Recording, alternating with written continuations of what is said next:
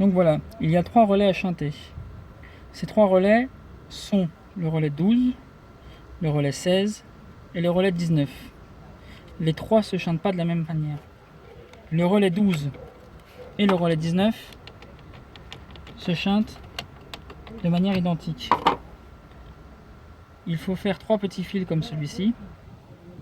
Nous allons introduire les 2 bornes du fil dans les 2 plots qui sont perpendiculaires.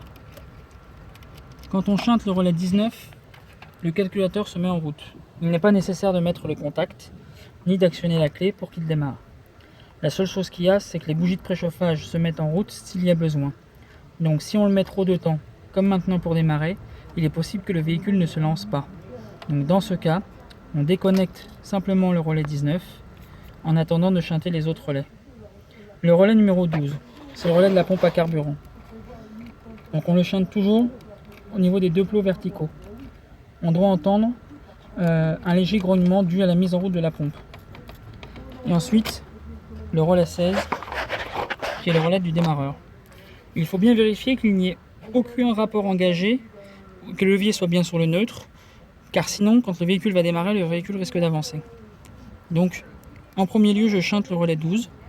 Ensuite, je shunt le relais 19, qui met le véhicule, le démarreur, le calculateur en fonction.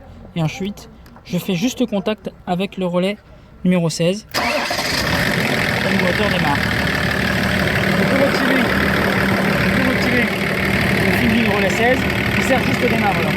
Ensuite, je peux circuler avec le véhicule comme ceci.